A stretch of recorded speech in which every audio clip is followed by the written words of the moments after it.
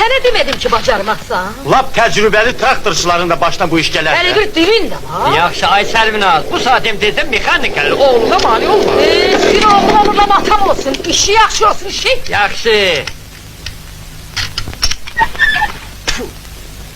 Ne olub ki?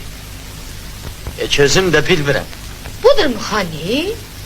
Bu ki Kamildir. Hə, yəqin burada bir səhv olub. Gedim bir teyze sen gelim görüm.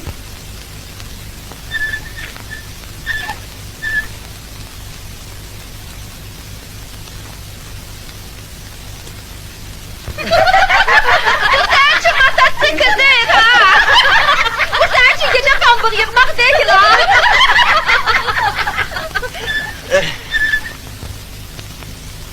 Dişleri yiyilib.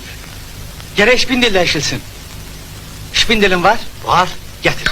Usta. Bu ne olan işte? Biri kaşın düzeldir, o burada vurup gözünü çıkartacak. Bəsdə ay Sərvinaz. Al. Görəsən burası niye yiyilib?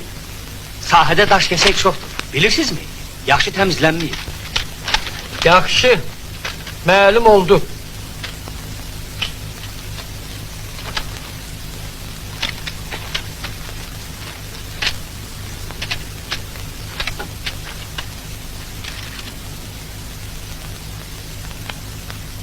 Malum oldu.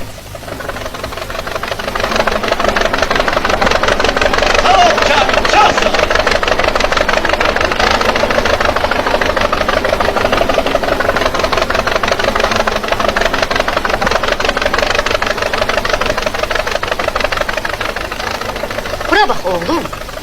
Biraz da burada kalarsan özün görürsün ki öyle uşaktır. Başı çıkmır. Gözün üstünde olsun. Mənsiz de bacarar.